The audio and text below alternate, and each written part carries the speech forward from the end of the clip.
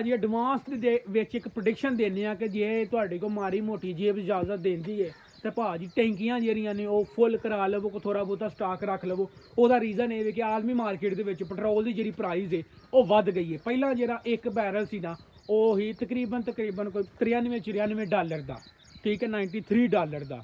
ਤੇ ਹੁਣ ਇਸ ਟਾਈਮ ਜਿਹੜਾ ਵੇ ਜਦੋਂ ਅਮਰੀਕਾ ਤੇ ਇਸਰਾਈਲ ਦੇ ਤੇ ਆਪਣਾ ਈਰਾਨ ਦੇ ਜਿਹੜੇ ਮੁਜ਼ਾਕਰਾਤ ਨੇ ਉਹ ਤੈਅ ਨਹੀਂ ਹੋਏ ਹੈ, ਉਹਦੇ ਨਾਲ ਹੀ ਜਿਹੜਾ ਨਾ ਉਹ ਪੈਟਰੋਲ ਦੀ ਪ੍ਰਾਈਸ ਉਤਾਂ ਕਰ ਗਈ ਹੈ 102 ਡਾਲਰ ਫੀ ਬਾਰਲ ਪੈਟਰੋਲ ਹੋ ਗਿਆ। ਇਹਦਾ ਮਤਲਬ ਇਹ ਵੇ ਕਿ ਪਾਕਿਸਤਾਨ ਦੇ ਵਿੱਚ ਜਿਹੜਾ ਵੇ ਨਾ ਪੈਟਰੋਲ ਫੇਰ ਜਾਵੇਗਾ 400, 450, 500 ਵੀ ਪੈਟਰੋਲ ਜਾ ਸਕਦਾ ਵੇ ਜੇ ਇਹ ਸੱਟ ਵੱਧੀ।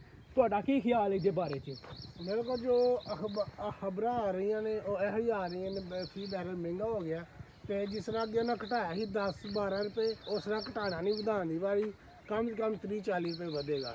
30-40 ਵੱਧ ਜੇ ਤਾਂ ਫਿਰ ਮੈਂ ਕਹਾਂਗਾ ਠੀਕ ਹੈ ਕੰਮ। 30-40 ਵਧਣਾ ਨਹੀਂ ਹੈ, ਬਹੁਤਾ ਵਧਣਾ ਵੇ, ਕਿਉਂਕਿ 110 2 ਡਾਲਰ ਵਧੇ ਨਾ ਬੈਰਲ ਤੇ ਪਾਕਿਸਤਾਨ ਦੇ ਵਿੱਚ ਤੁਸੀਂ ਅੰਦਾਜ਼ਾ ਲਾ ਲਓ ਕਿ ਤਕਰੀਬਨ ਕੋ 35 ਤੋਂ 40 ਰੁਪਈਏ ਵੱਧਦਾ। ਆਪੇ ਤੁਸੀਂ ਅੰਦਾਜ਼ਾ ਲਾ ਲਵੋ। ਤੇ ਵੇਖੋ ਹੁਣ ਬਹਰਹਾਲ ਕੀ ਸੂਰਤ ਹਾਲ ਹੈ ਤੇ ਅੱਲਾਹ ਤਾਲਾ ਖੈਰ ਖੈਰੀਅਤ ਕਰੇ। ਮੈਨੂੰ ਇੰਝ ਲੱਗਦਾ ਵੇ ਕਿਉਂਕਿ ਜਿਹੜੇ ਵੱਡੇ ਐਕਸਪਰਟ ਨੇ ਇੰਟਰਨੈਸ਼ਨਲ ਲੈਵਲ ਤੇ ਪਾਕਿਸਤਾਨੀ ਲੈਵਲ ਤੇ ਵੀ ਜਿਹੜੇ ਬੰਦੇ ਦੱਸਦੇ ਨੇ ਉਹ ਦੱਸ ਰਹੇ ਨੇ ਕਿ ਆਲਮੋਸਟ ਪੈਟਰੋਲ ਜਿਹੜਾ ਵੇ ਨਾ ਇਸੇ ਮਹੀਨੇ ਅਪ੍ਰੈਲ ਦੇ ਵਿੱਚ ਜੇ ਕੋਈ ਮਸਲ ਕਿ ਗੱਲਬਾਤ ਨਾ ਨਿਕਲੀ, ਕੋਈ ਵਿਚਰਾ ਲਾ ਨਾ ਨਿਕਲਿਆ ਤੇ ਪੈਟਰੋਲ ਕਨਫਰਮ ਹੈ, ਗਰੰਟੀ 100% ਜਿਹੜਾ ਉਹ 500 ਨੂੰ ਟੱਚ ਕਰਨਾ ਹੈ, 500 ਤੋਂ ਉੱਤੇ ਵੀ ਜਾ ਸਕਦਾ ਵੇ।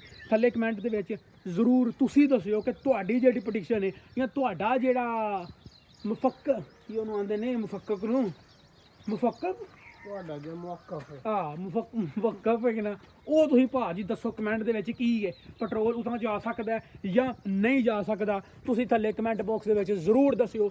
ਸਾਨੂੰ ਇੰਝ ਲੱਗਦਾ ਵੇ ਕਿ ਪੈਟਰੋਲ 500 ਟੱਚ ਕਰੇਗਾ ਜਾਂ ਫਿਰ 500 ਤੋਂ ਉੱਤੇ ਜਾਏਗਾ। ਤੁਸੀਂ ਆਪਣੀ ਰਾਏ ਜ਼ਰੂਰ ਦਿਓ ਤੇ ਇਸ ਚੈਨਲ ਅਹਿਸਾਨ ਲਾਈਵ ਟੀਵੀ ਨੂੰ ਸਬਸਕ੍ਰਾਈਬ ਕਰੋ। ਤੁਹਾਨੂੰ ਇੱਕ ਬੜਾ ਹੀ ਖੂਬਸੂਰਤ ਜਿਹੜਾ ਨਾ ਉਹ ਮਾਰਨਿੰਗ ਦਾ ਨਜ਼ਾਰਾ ਵਿਖਾਉਂਦੇ ਆ, ਚੈੱਕ ਕਰੋ।